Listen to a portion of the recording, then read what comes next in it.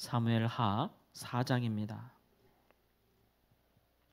사무엘하 4장 1절에서 12절 말씀까지 보겠습니다. 사무엘하 4장 1절에서 마지막 절 말씀까지. 1절 말씀. 사울의 아들 이스보셋은 아브넬이 헤브론에서 죽었다 함을 듣고 손에 맥이 풀렸고 온 이스라엘이 놀라니라. 사울의 아들 이스보셋에게 군 지휘관 두 사람이 있으니 한 사람의 이름은 바하나요 한 사람의 이름은 레갑이라. 베냐민 족속 부에롯 사람 림몬의 아들들이더라. 부에롯도 베냐민 지파에 속하였으니 일찍이 부에롯 사람들이 깃다임으로 도망하여 오늘까지 거기에 우거함이더라. 사울의 아들 요나단에게 다리 저는 아들 하나가 있었으니 이름은 무비보셋이라. 전에 사울과 요나단의 죽은 소식이 이스라엘에서 올라올 때 그의 나이가 5살이었는데 그 유모가 안고 도망할 때에 급히 도망하다가 아이가 떨어져 절게 되었더라. 부에롯 사람 림몬의 아들 레갑과 바하나가 길을 떠나 볕이 쬐을 때 즈음에 이스보셋의 집에 이르니 마침 그가 침상에서 낮잠을 자는지라.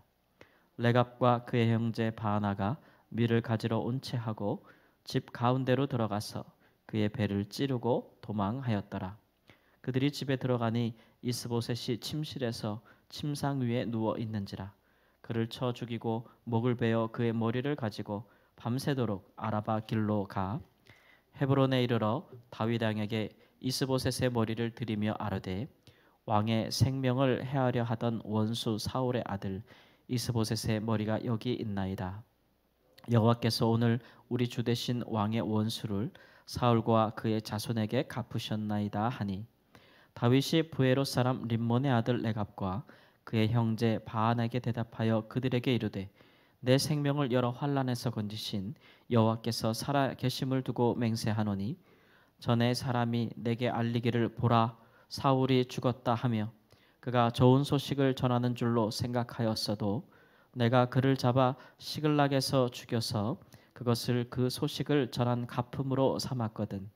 하물며 악인이 의인을 그의 집 침상 위에서 죽인 것이겠느냐.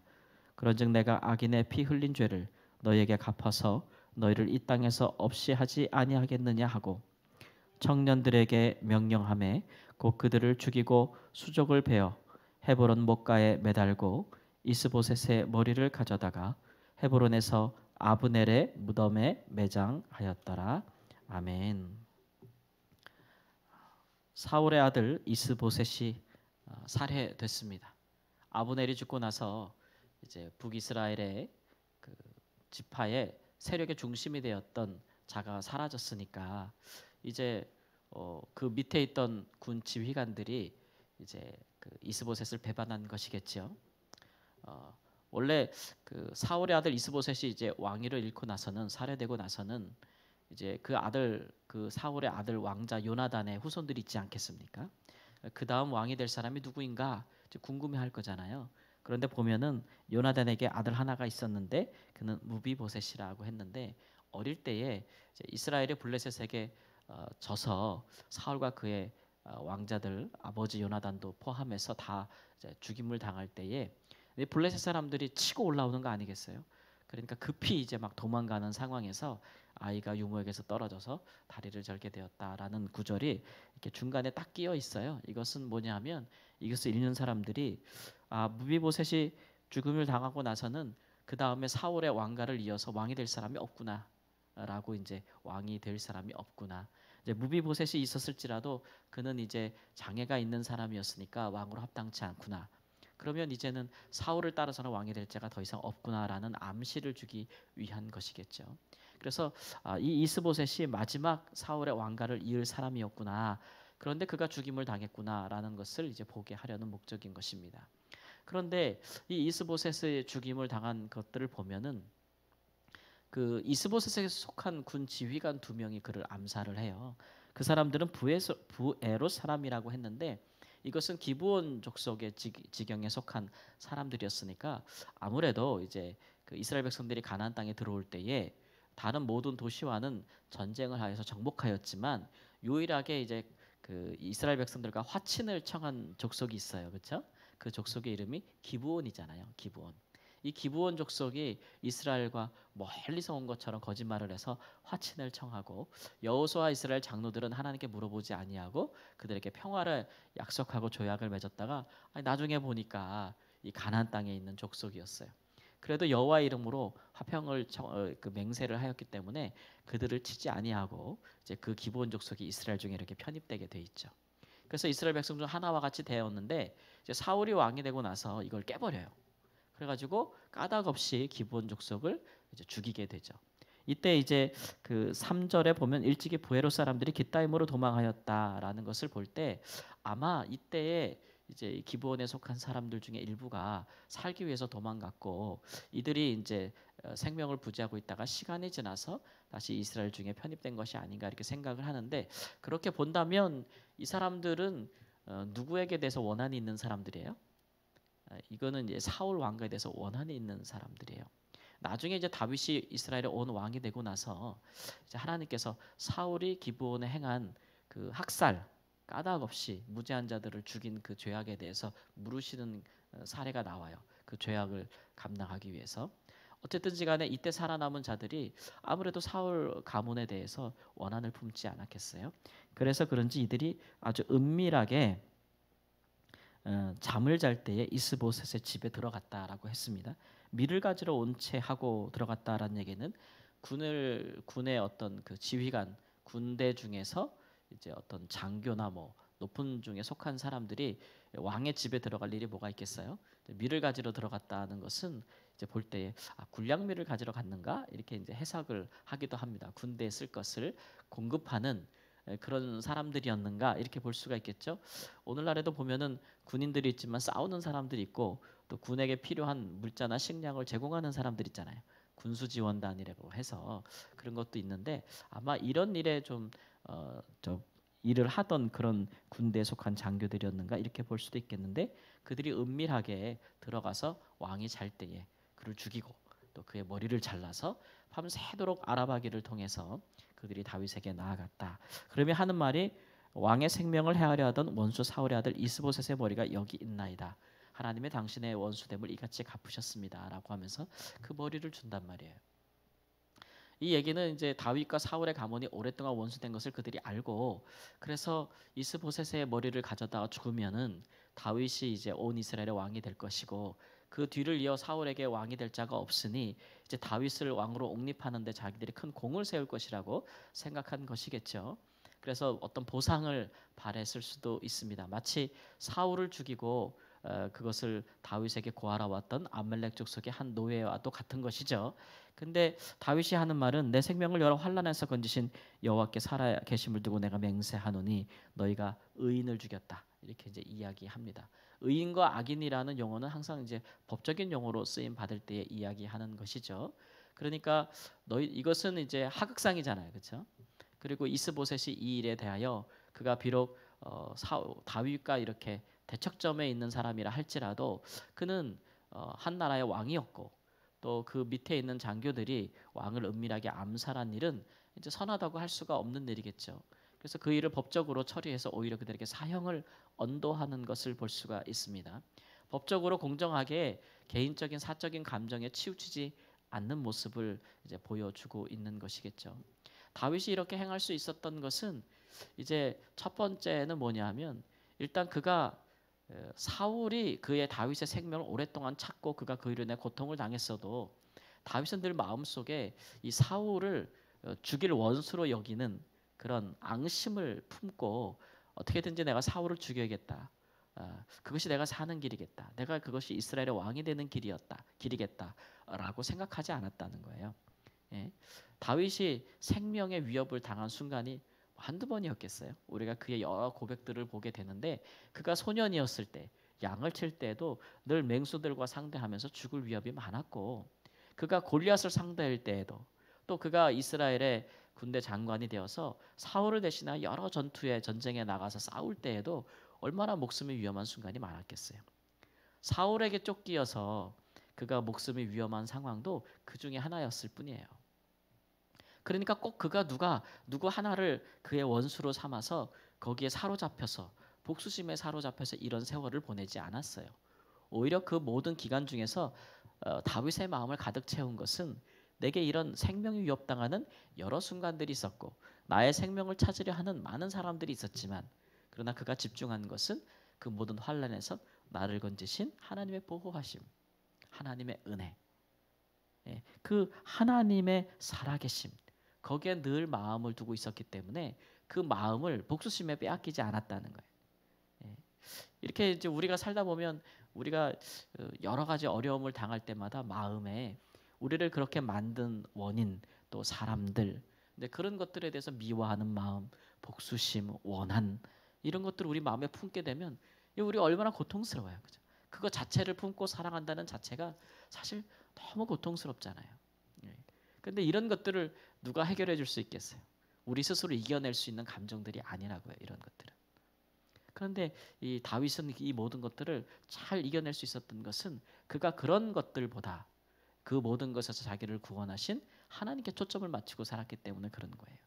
그래서 하나님의 은혜가 그런 것들 어려운 시절을 살면서 우리 안에 쌓였던 아픔과 상처, 고통, 원한 그런 것들을 풀어주는 역할을 하고 있는 것이죠. 우리가 어떤 한쪽에서 큰 해를 받았어요. 그러나 반대로 다른 쪽에서 큰 은혜를 덧입으면 그나마 이것들이 좀 이렇게 가려워지는 거 아니겠어요? 그렇죠? 한쪽에서 큰 아픔이 있지만 다른 쪽에서 큰 위로를 받으면 그 아픔이 더 이상 우리로 하여금 우리의 삶을 파괴하지 못하도록 하는 큰 은혜가 있잖아요. 저도 이제 선교지에서 너무 힘들다, 너무 힘들다, 하나님 너무 힘들어요, 막 이런 일이 있을 때 보면 또 다른 일을 통해서 하나님께서 괜찮다, 내가 너를 기억하고 있다, 내가 너를 사랑한다 이런 사인들을 주실 때가 있어요. 그러면 이 모든 힘듦을 늘 이겨낼 수 있는 은혜가 있는 것이죠. 그러면 이것들이 더 이상 나에게 내 쓴뿌리가 되지 않도록 내 고통이 되지 않도록 내가 이것에 사로잡혀서 하나님 앞에서 내 중심을 잃지 않도록 하는 은혜가 있다는 것이죠. 다윗은 이제 그 같은 은혜를 받았던 거예요. 그러니까 이런 일에 귀가 이렇게 얇아서 싹 기울어져서 어떤 속된 마음 아니면 정치적인 계략 같은데 말려 들어가지고 속으로는 야 이제 이스보셋이 죽었으니 이제 마땅히 내가 이스라엘 왕이 될 기회가 왔구나. 아하 그러니 그를 이스보셋을 죽인 자들을 은밀하게 또 자기 편을 만들거나 그들을 또 은밀하게 보상하거나 그럴 수도 있는 일이잖아요. 다윗은 그렇게 하지 아니하였다. 이렇게 말씀하고 있고 오히려 이스보셋을 죽인 그 암살범들을 그 사람들을 다윗이 인정하고 그들에게 상급을 줬더라면 결국 그는 손을 들어서 이 사울의 자손들의 생명을 해함으로써 이스라엘의 왕위를 차지한 것이 되니까 그것은 하나님이 주신 것이라고 볼 수가 없는 거죠. 이스라엘 왕위를 스스로 칼로 쟁취한 것이라고 볼 수가 있겠죠. 근데 다윗이 평생에 그렇게 하지 않기 위해서 지금까지 인내해 온 거잖아요. 다른 나라처럼 그렇게 왕이 되고 싶어서 칼을 들어서 자기보다 먼저 왕된 자들을 죽이고 자기가 그렇게 왕위를 빼앗는 그런 것으로서 왕이 되지 않고 하나님이 기름 부은 사람들은 하나님께서 왕으로 삼으신다는 것을 이스라엘에게 보여주기 위해서 그가 얼마나 했어요. 그래서 이런 은혜가 있기 때문에 사람이 심는 대로 거둔다고 다윗이 이스라엘 전체 왕이 돼서 범죄할 때가 있었잖아요. 어떻게 보면 사울 왕보다도 더 범죄할 때가 있었는데도 불구하고 하나님께서 다윗의 왕위가 절대 외부 세력에 의해서 도전받도록은 하지 않으세요. 비록 그가 그 아들들로 인해서 왕위의 도전을 받고 그런 일들은 그가 범한 범죄 때문에 일어났는 얘기긴 하지만 이렇게 다윗이 사울의 가문을 왕가를 칼로 인해서 빼앗지 않았기 때문에 하나님께서도 그 왕위가 다른 세력에 의해서 이렇게 그의 부하들이나 아니면 다른 외부 세력에 의해서 다윗의 어떤 생명의 위협을 받고 빼앗겨서 왕위를 빼앗기는 일이 없도록 그것을 보존해 주시는 것을 볼 수가 있어요. 그러니까 다윗이 그렇게 하였은즉 그 일에 있어서도 하나님이 도와주시는 거죠. 두 번째로 그가 이렇게 할 때에 이스라엘 백성들에게 오해가 없겠죠. 특별히 사울 가운데 속하였던 베냐민 지파라든가 아니면 다른 여전히 사울의 그 왕의 영향력 가운데 있는 다른 지파들이 다윗이 그렇게 죽여서 빼앗았다라는 그런 쓸데없는 오해를 받음으로써 이스라엘이 분열될 수 있는 단초를 줄 수 있잖아요. 다윗은 참 멀리 보는 자꾸 좁게 보는 자기 중심으로 보는 것이 아니라 항상 이스라엘 전체를 생각하는 이런 일들에 관하여서 내가 공정하게 판단하지 아니하면 이스라엘이 분열될 수 있다라는 어떤 좀 넓은 시각을 가진 왕으로서의 어떤 판단을 하고 있는 것을 볼 수가 있어요. 그래서 결국은 이런 일에 흔들리지 아니하고 그가 중심을 바로 잡고 이런 일에 공정하게 판단함으로써 왕을 해한 암살범들을 오히려 처벌하는 그런 의로움을 보이고 있다라는 것들을 이렇게 볼 수가 있습니다. 이런 것들이 다윗이 이제 왕의 제목이라 할 수 있겠다. 그가 이렇게 그릇이 넓혀진 것은 하나님께서 많은 어려움 속에서도 이제 하나님께서 어떤 분이심을 그에게 보임으로써 사적인 감정이나 적은 일에 흔들리지 아니하도록 하나님이 훈련시켜 온 결과라고 할 수가 있겠죠. 속히 왕이 되는 것보다 더 중요한 것은 왕으로서의 제목을 가지는 것입니다. 다윗이 속히 젊은 날에 왕이 되었다고 한들 그가 지금처럼 우리 성경에 기록된 대로 정말 이스라엘의 전무후무한 왕으로서 기록이 되었겠어요. 조급하고 급히 하는 것을 때로 우리는 원할지 모르겠지만 더 중요한 것은 왕이 되는 이후일 거예요. 근데 사람들의 마음은 항상 왕이 되는 것에 있죠. 우리도 마찬가지고 그런 부분에 있어서 하나님께서 우리보다 우리를 더 잘 아시기 때문에 때로는 훈련하고 연단하는 것이 우리에게 더디 이루어지는 것 같아도 그러나 하나님께서 그 일을 통해서 우리를 만들어 가신다. 그 일을 통해서 하나님께서 우리를 하나님을 더 알게 하시고 어떤 모든 일에 상황에 닥칠지라도 그 일들을 하나님의 사람으로서 부족함이 없이 판단하고 행동할 수 있는 지혜를 주려 하심이라. 그런 분별력들이 그냥 생기겠어요. 그러니까 그런 일에 우리가 하나님 앞에서 그저 좀 많이 인내하고 어려운 시기라 할지라도 다윗처럼 감사함으로 받고 오히려 여러 환난에서 나를 구하신 하나님으로 인하여서 중심이 바로 잡히는 그 같은 큰 은혜가 있기를 우리 주 예수님의 이름으로 축원합니다. 아멘. 기도하겠습니다. 주님, 우리 인생에 여러 환난이 있고 여러 어려움이 있고 때로는 감당치 못하겠노라. 하나님, 때로는 인내하지 못하겠노라. 견딜 수 없노라. 그렇게 하나님 말할 수밖에 없는 많은 상황 중에 있었어도 주께서 우리 마음이 하나님 미움과 또 하나님 안갚음과 복수함에 있도록 주께서 우리 마음을 두지 아니하시고 그것에서 우리를 건지사 하나님의 은혜로 치료하시고 하나님께서 우리를 인정하신다고 말씀하시고 우리를 사랑하신다고 하시며 또 우리를 제자리에 온전한 자리에 세우사 주께서 우리 중에 함께 하셨음을 드러내셨다는 것을 감사합니다.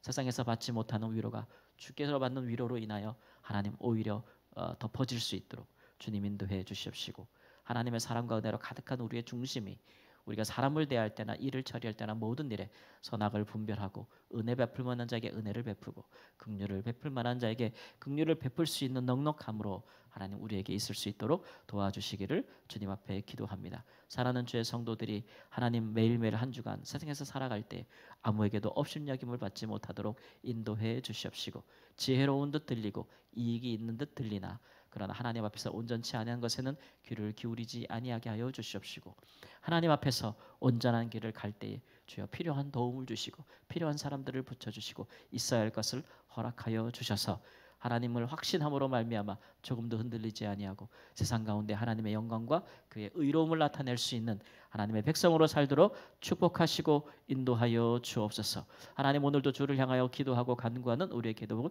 들어주시고 마음을 확정하여 주 앞에 헌신함으로 기도하는 것들을 하나님 들어주셔서 살아계신 하나님을 나타내 주시옵시고 주를 힘입어서 우리가 하나님 오늘도 주 앞에서 승리하는 삶을 살 수 있도록 붙들어 주시옵소서. 우리에게 모든 우리의 기도가 미치는 모든 영혼들과 모든 사람들에게 하나님의 은혜와 사랑을 더하여 주시옵소서.